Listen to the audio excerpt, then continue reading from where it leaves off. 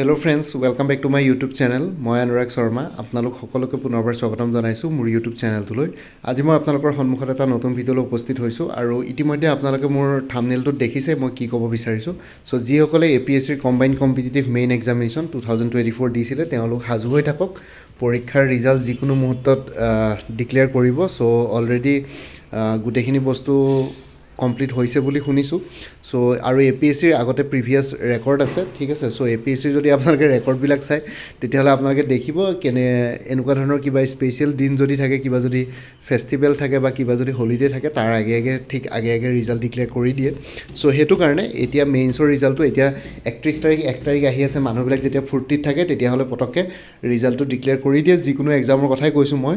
আৰু যদি এতিয়া নকৰে তেতিয়াহ'লে আপোনালোকে বিহুৰ আগে ৰিজাল্ট পাই যাব APSCৰ, ঠিক আছে। মই মোৰ ভিডিঅ'বিলাকত কৈছিলোঁ যে 25 ডিচেম্বৰৰ পৰা 15 জানুৱাৰীৰ ভিতৰত ৰিজাল্টছ পাব লাগে। আজি মই কেইজনমানৰ লগত কথা পাতিছিলোঁ, তেওঁলোকে কোৱা মতে আজিকালিৰ ভিতৰত যদি নিদিয়ে তেতিয়াহ'লে আপোনালোকে বিহুৰ আগে ৰিজাল্টছ পোৱাৰ সম্ভাৱনা বেছি আছে, ঠিক আছে। অলমষ্ট ৰিজাল্টছ ৰেডি হৈ গ'ল। চ' আপোনালোকে সাজু হৈ থাকক যিসকলে মেইনছ দিছিলে। আৰু যিসকলে এতিয়া সাজু হৈ থকা মানে কি, এতিয়া ধৰক মেইনছত আপোনালোকে ইণ্টাৰভিউ ষ্টেজলৈ বহুতখিনি যাব, হয়তো বহুতখিনি নাযাব। চ' সেইটো কাৰণে যিসকলে নাযাবও পাৰে, ঠিক আছে, কাৰণ এটা ইয়াতে নিগেটিভ চিনেৰি এটাও আছে, ঠিক আছে। সেইটো কথাও কৈ দিছোঁ। আপোনালোকে ৰিজাল্টছটো প্ৰথমতে চাই লওক। আপোনালোকৰ ৰিজাল্ট যাতে ভাল হয় মই সেইটোৱে বিচাৰিম। কিন্তু কাৰোবাৰ যদি মেইনছত ছিলেকশ্যন নহয় তেতিয়াহ'লে মানে ইণ্টাৰভিউ ষ্টেজ নাপায়, তেতিয়াহ'লে নেক্সট কম্বাইণ্ড কম্পিটিটিভ এক্সামিনেশ্যনৰ কাৰণেও সাজু হৈ থাকক। কাৰণ এডভাৰটাইজমেণ্টৰো ডিপাৰ্টমেণ্টেল স্ক্ৰুটনি অলৰেডি আৰম্ভ হৈ গ'ল, অলৰেডি চলি আছে।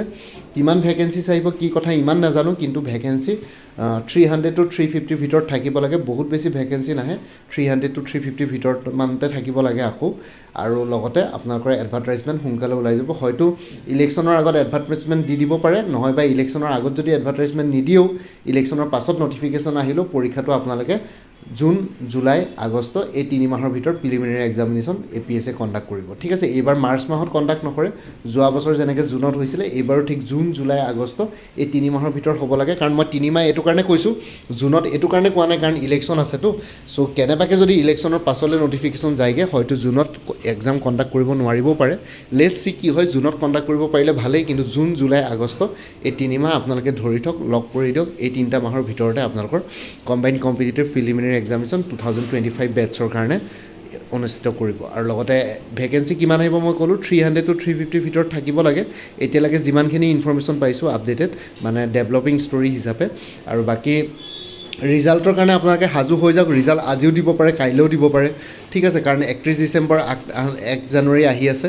আৰু বা নহয় বা এতিয়া যদি নিদিয়ে বিহুৰ আগে ওলাই যাব পাৰে তাৰ মাজতে, জানুৱাৰী 1st to জানুৱাৰী 15ৰ ভিতৰত। চ' যিকোনো মুহূৰ্তত ৰিজাল্ট ডিক্লেয়াৰ কৰি দিব। চ' সেইটো কাৰণে সাজু হৈ থকাটো ইয়াতে দৰকাৰ। আৰু যিসকলৰ ৰিজাল্ট ভাল হ'ব তেওঁলোকেতো ভালকৈ যাব পাৰে। এনেকুৱা ধৰণৰ যদি আজিকালিৰ ভিতৰত দিয়ে 31 ডিচেম্বৰ 1 জানুৱাৰী ইণ্টাৰভিউৰ কাৰণে আপোনালোকে ৰেডি হ'ব পাৰিব। আৰু যিসকলৰ ভাল নহ'ব তেওঁলোকৰ অকণমান নিৰাশাময় হ'ব বস্তুটো। সেই তেনেকুৱা আৰু APSCয়ে সেই ফেষ্টিভ ছিজনৰ আগতে ৰিজাল্টবিলাক ডিক্লেয়াৰ কৰি দিয়ে। আগতে মই পাই আহিছোঁ এইখিনি বস্তু। চ' সেইটো কাৰণে কৈছোঁ। চ' আপোনালোকে সাজু হৈ থাকক। ৰিজাল্টছ ৰেডি আছে, ৰিজাল্টছ যিকোনো মুহূৰ্তত ওলাব পাৰে, ঠিক আছে। ৰেডি মানে কি অলমষ্ট ৰেডি বুলি শুনিছোঁ আৰু। চ' সেইটো কাৰণে আপোনালোকে সাজু হৈ থকাটো ইয়াতে ইম্পৰ্টেণ্ট। বাকী সকলোলৈ অল দি বেষ্ট থাকিলে। আপোনালোক সকলোৰে যদি ৰিজাল্ট ভাল হয় তাৰে কামনা কৰিলোঁ। বাকী এই ভিডিঅ'টোৰ কমেণ্ট ছেকশ্যনত আৰু নহয় বা ৰিজাল্ট ডিক্লেয়াৰ কৰিলে মই বেলেগ এটা ডেডিকেটেড ভিডিঅ' বনামেই, তাতে আপোনালোকে কমেণ্ট কৰি জনাব কাৰ কেনেকুৱা হ'ল কি কথা সেইখিনি জানিব। আৰু লগতে মই অলৰেডি APSCৰ কম্বাইণ্ড কম্পিটিটিভ মেইন এক্সামিনেশ্যনৰ এক্সপেক্টেড বা প্ৰিডিক্টেড কাট অফ মাৰ্কছ কিমান হ'ব পাৰে, ছেফ স্ক'ৰ কিমান হ'ব পাৰে সেইখিনিৰ ওপৰত অলৰেডি ডিছকাশ্যন কৰিছিলোঁ। এই ভিডিঅ'টোৰ ডেছক্ৰিপশ্যনত এটা প্লে'লিষ্টৰ লিংক দি দিম, APSC CC 2024 বুলি। তাতে আপোনালোকে কি বুলি কয় গোটেইখিনি কাট অফ মাৰ্কছৰ পৰা আদি কৰি ছেফ স্ক'ৰলৈকে গোটেইখিনি বস্তু তাতে পাই যাব, ঠিক আছে। আৰু বাকী আপোনালোকে যদি আপকামিং এক্সামছবিলাকৰ কাৰণে প্ৰিপেৰেশ্যন কৰি আছে তেতিয়াহ'লে কিছুমান কৰ্চেছ এভেইলেবল আছে। লাইক গুৱাহাটী হাইকোৰ্টৰ জুডিচিয়েল এছিষ্টেণ্টৰ ফুল কৰ্চ এভেইলেবল আছে 350ত। গুৱাহাটী হাইকোৰ্টৰ জুনিয়ৰ এডমিনিষ্ট্ৰেটিভ এছিষ্টেণ্টৰ ফুল কৰ্চ এভেইলেবল আছে 375ত। গুৱাহাটী হাইকোৰ্টৰ মাল্টিটাস্কিং ষ্টাফৰ ফুল কৰ্চ এভেইলেবল আছে 325ত। DSS গ্ৰেড 3 নন টেকনিকেল আৰু APA 350ত আৰু ADRE 3.0 ফুল কৰ্চ এভেইলেবল আছে 300ত।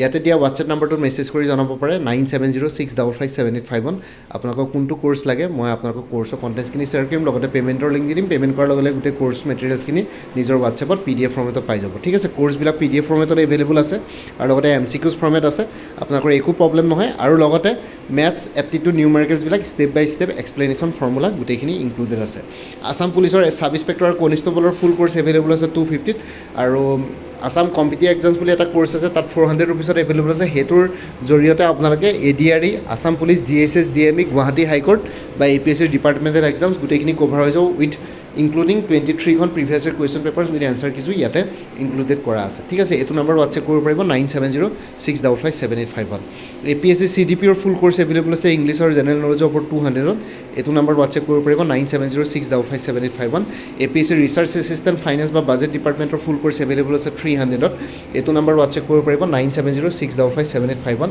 আৰু 23খন previous year question papers available আছে উইথ এনচাৰ কি 75 ৰুপিছত এইটো নম্বৰ হোৱাটছএপ কৰিব পাৰিব বাকী কাৰেণ্ট এফেয়াৰ্ছ আৰু exam oriented maths aptitude numericals with step by step explanation and formula এনেই জেনেৰেলি কি বুলি কয় কোৰ্চবিলাকত ইনক্লুডেড আছে কোনোবাই যদি বেলেগকৈ ল'ব বিচাৰে 100 ৰুপিছত এভেইলেবল আছে এইটো নম্বৰ হোৱাটছএপ কৰিব পাৰে APSC forest ranger soil conservation ranger full course available আছে ইংলিছ আৰু জেনেৰেল নলেজৰ ওপৰত 350 আৰু APSC grade 4 full course available আছে 250 এইটো নম্বৰ হোৱাটছএপ কৰিব পাৰিব 9706557851 আসাম এগ্ৰিকালচাৰ ইউনিভাৰ্চিটিৰ নন টিচিং পোষ্টবিলাকৰ কাৰণে ফুল কোৰ্চ এভেইলেবল আছে 300ত APSC এছিষ্টেণ্ট ইঞ্জিনিয়াৰ আৰু junior engineer full courses available আছে জেনেৰেল ষ্টাডিজ আৰু ইংলিছ গ্ৰামাৰৰ ওপৰত 250 ৰুপিছত ইয়াতে দিয়া হোৱাটছএপ নাম্বাৰটোত মেছেজ কৰি জনাব পাৰে আপডেটেড কাৰেণ্ট এফেয়াৰ্ছবিলাক মোৰ পৰা কোৰ্চ লৈ লাইফ টাইম পাই দিব তাৰ কাৰণে কোনো ফাৰ্ডাৰ পে'মেণ্ট কৰিব নালাগে এটা জাষ্ট ৰিমাইণ্ডাৰ মেছেজ দিলে হ'ল যে প্ৰিভিয়াছ মান্থ বা লাষ্ট মান্থৰ কাৰেণ্ট এফেয়াৰ্ছ লাগে মই লগে লগে আপোনালোকৰ সৈতে শ্বেয়াৰ কৰি দিম কোনোবা যদি ইণ্টাৰেষ্টেড কেণ্ডিডেটছ আছে এইটো নম্বৰ হোৱাটছএপ কৰি জনাওক 9706557851 আপোনালোকক কোনটো কোৰ্চ লাগে কোৰ্চৰ কণ্টেণ্টছখিনি শ্বেয়াৰ কৰিম লগতে পে'মেণ্টৰ লিংক দি দিম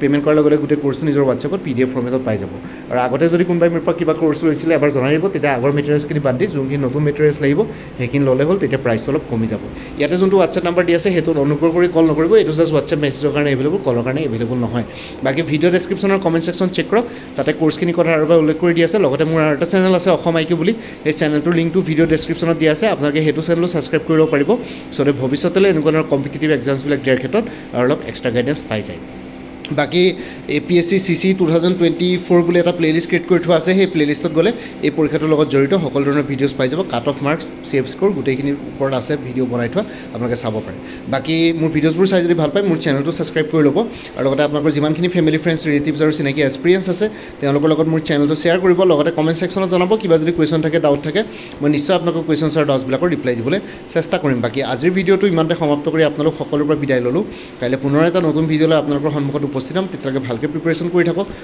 অল দি বেষ্ট থাকিলে bye and take care friends Bharat Mata কি জয় জয় আই অসম